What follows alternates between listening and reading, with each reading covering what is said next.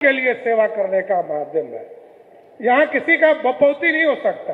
ये राजतंत्र थोड़ा है कि आपको जो घर मिला उसी घर में रहेंगे। पिछले मैं आपको बताना चाहता हूँ, कुछ लोगों को चिंता लगती है कि हमारा घर हमारा बचा रहे। फोर्स बुला के सम्राट चौधरी नया मुख्यमंत्री बनल है ना, उचित लगता है आपको? बुला के खाली करा है, फोर्स बुला के हम नहीं खाली करेंगे। कुछ लोग इसको दिल पर लेते हैं। अपराधी किसी जात का नहीं हो सकता, किसी धर्म का नहीं हो सकता। अपराधी अपराधी है साथियों। लोगों को लगता है कि हमारे खिलाफ कार्रवाई हो रही, कभी किसी के खिलाफ कार्रवाई नहीं होती। बिहार के नए मुख्यमंत्री सम्राट चौधरी का रौद्र रूप एक बार फिर से सामने आया है। इस बार वजह कोई अपराधी नहीं है, बल्कि लालू परिवार है। सीएम साहब ने बड़ी सभा में साफ साफ ये कह दिया है कि अब सरकारी आवास किसी की बपौती नहीं है। जी हाँ, उन्होंने लालू परिवार को चैलेंज किया और कहा कि सालों तक कुंडली मारकर बैठे हैं, कानून सबके लिए बराबर है और लोकतंत्र में सरकारी आवास पर किसी का स्थायी कब्जा नहीं चल सकता। इसके साथ ही एक मंत्री ने तो यहां तक कह दिया कि कभी जमीन हड़पने वाले आज सरकारी आवास हड़प रहे। दरअसल बिहार की राजनीति में इन दिनों सबसे बड़ा घमासान राबड़ी आवास को लेकर मचा हुआ। एक तरफ सरकार है जो कह रही है कि नियम के मुताबिक बंगला खाली करना होगा, तो दूसरी तरफ लालू परिवार है जो खुलकर कह रहा है कि बंगला खाली नहीं करे। पूर्व मुख्यमंत्री राबड़ी देवी ने तो यहां तक कह दिया कि अगर सरकार में दम है तो फोर्स भेजकर बंगला खाली करा दे। अब इस पूरे विवाद पर मुख्यमंत्री सम्राट चौधरी ने ऐसा बयान दिया है जिसने बिहार की राजनीति का पारा बढ़ा दिया है। मुख्यमंत्री ने कहा है कि सरकारी बंगला किसी की बपौती नहीं है। कुछ लोगों को बंगले से इतना मोह हो गया है कि माँ को अलग घर चाहिए, बेटे को अलग घर चाहिए, लेकिन नियमों का पालन इन्हें करना नहीं आता है। मुख्यमंत्री ने खुद का उदाहरण देते हुए कहा कि वे कई बार मंत्री रहे, बिहार के गृह मंत्री भी रहे, लेकिन उन्होंने कभी सरकारी आवास को अपना निजी संपत्ति नहीं समझा। सम्राट चौधरी ने कहा कि 1999 से अब तक वे 11 अलग अलग सरकारी आवास में रह चुके। मुख्यमंत्री बनने के बाद भी उन्होंने अपने आवास को लोक सेवक का आवास बताया, ना कि किसी परिवार की निजी जागीर। अब जरा समझिए कि आखिर ये पूरा मामला क्या है और सम्राट चौधरी क्यों लालू परिवार पर गुस्से में। नमस्कार, मैं हूं शालिनी सिंह और आप देख रहे हैं क्यूरियस शालिनी। बिहार सरकार ने लालू परिवार को 10 सर्कुलर रोड स्थित सरकारी आवास खाली करने के लिए 15 दिनों का पहले ही अल्टीमेटम दिया था। भवन निर्माण विभाग की ओर से पहले भी 25 नवंबर 2025 को आदेश जारी किया गया था, लेकिन सरकार का दावा है कि कई महीने बीत जाने के बावजूद आवास खाली नहीं किया गया। ऐसे में दोबारा नोटिस जारी कर सख्त रुख अपनाया गया।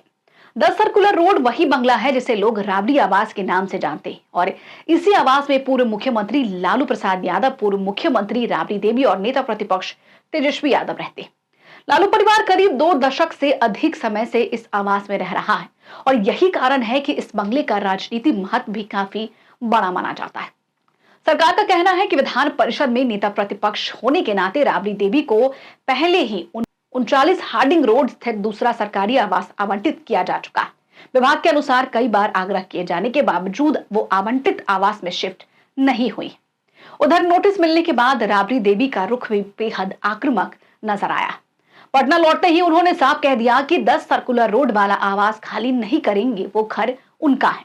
उन्होंने सरकार को चुनौती देते हुए कहा कि अगर प्रशासन चाहे तो फोर्स बुलाकर उन्हें बाहर फिकवा सकता है, लेकिन वे खुद से बंगला छोड़कर नहीं जाएंगे। राबड़ी देवी के इस बयान के बाद राजनीति बयानबाजी और तेज हो गई और मुजफ्फरपुर में आयोजित एक कार्यक्रम में मुख्यमंत्री सम्राट चौधरी ने पलटवार करते हुए कहा कि कुछ लोगों को चिंता है कि उनका घर बचा रहे हैं, लेकिन कानून अपना काम करेगा। उन्होंने कहा कि लोकतंत्र में कोई राजतंत्र नहीं चलता और सरकारी संपत्ति पर किसी का स्थायी अधिकार नहीं हो सकता। कुछ लोग इसको दिल पर लेते हैं। अपराधी किसी जात का नहीं हो सकता, किसी धर्म का नहीं हो सकता। अपराधी अपराधी है साथियों। लोगों को लगता है कि हमारे खिलाफ कार्रवाई हो रही, कभी किसी के खिलाफ कार्रवाई नहीं होती। पिछले मैं आपको बताना चाहता हूं, कुछ लोगों को चिंता लगती है कि हमारा घर हमारा बचा रहे।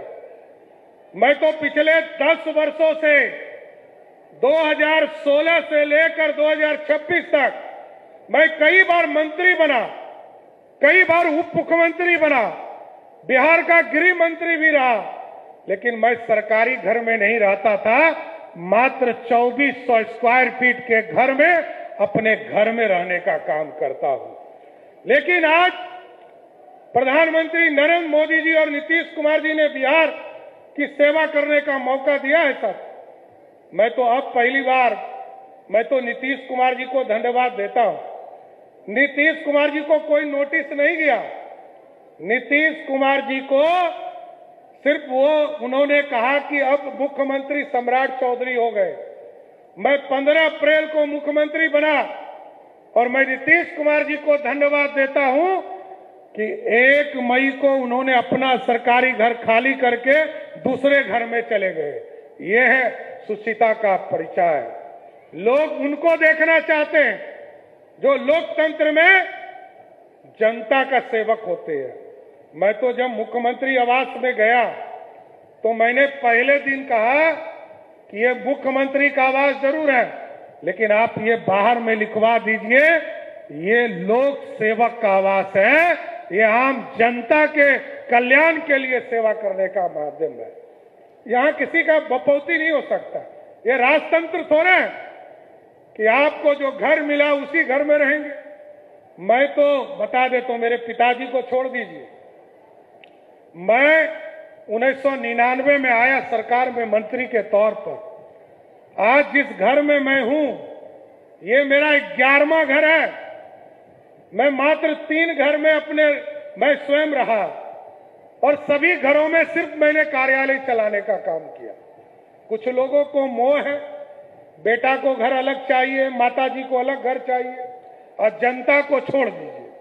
अरे हम लोग जनता के काम के लिए आए हैं। लोगों को अपने घर की चिंता छोड़ दीजिए और जिस दिन पार्टी और हमारे नेता कहेंगे कि आपका काम यहीं पर समाप्त होता है, मैं आपको स्वस्थ करता हूं, सम्राट चौधरी 24 घंटे में अपना झोला उठाकर अपने प्राइवेट घर में चला जाएगा, कभी सरकारी घर में नहीं रहेगा। साथियों, जन कल्याण के लिए आए, हम जनता के भलाई के लिए आए, हम अपने कल्याण के लिए नहीं आए। जनता की भलाई की चिंता कीजिए, ये लोकतंत्र है।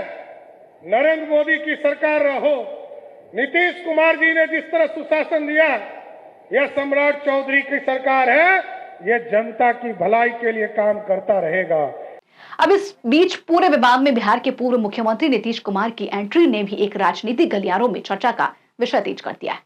खबर है कि नीतीश कुमार ने भवन निर्माण मंत्री लेसी सिंह को बुलाकर पूरे मामले की जानकारी ली। इसके बाद उन्होंने जदयू नेताओं और दोनों डिप्टी सीएम से भी मुलाकात की। हालांकि लेसी सिंह ने मीडिया से बातचीत में ज्यादा कुछ बातें नहीं बताई।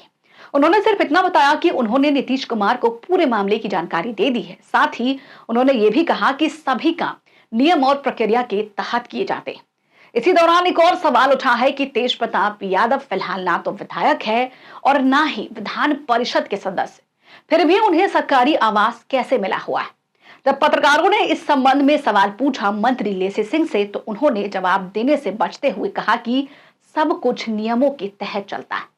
वहीं बिहार सरकार के मंत्री लखिंदर पासवान ने भी लालू परिवार पर निशाना साधा है। उन्होंने कहा कि अगर प्रशासन का डंडा चलेगा तो बंगला तुरंत खाली हो जाएगा। उन्होंने ये भी कहा कि जिन लोगों पर पहले से जमीन से जुड़े विवादों के आरोप है, जो लोग पहले जमीन हड़पते थे, अब वही लोग बंगला हड़पना चाह रहे हैं।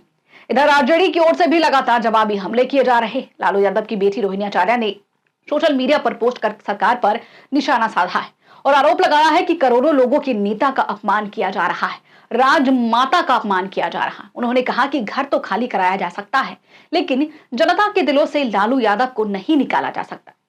लेकिन यहाँ पर सबसे बड़ा सवाल फिलहाल यही है कि क्या सरकार वास्तव में राबरी आवास खाली करा पाएगी या फिर ये मामला अदालत और राजनीति के लंबे संघर्ष में बदल कर रह जाए। क्योंकि एक तरफ सरकार नियम कानून की बात कर रही है तो दूसरी तरफ लालू परिवार इसे राजनीतिक प्रतिशोध बता रही। लेकिन इतना तो तय है कि 10 सर्कुलर रोड का ये बंगला अब सिर्फ एक सरकारी आवास नहीं रह गया। ये बिहार की राजनीति का नया रणक्षेत्र बन चुका है, जहां सत्ता और विपक्ष दोनों अपनी अपनी ताकत दिखाने में जुटी हुई। आने वाले दिनों में यह देखना बेहद दिलचस्प होगा कि इस लड़ाई में आखिर जीत किसकी होती है और राबरी आवास का भविष्य क्या होता है। फिलहाल इस खबर में इतना ही, लेकिन आपकी क्या राय है हमें कमेंट बॉक्स में लिखकर जरूर बताएं। बने रहे हमारे साथ और देखते रहिए क्यूरियस शालिनी।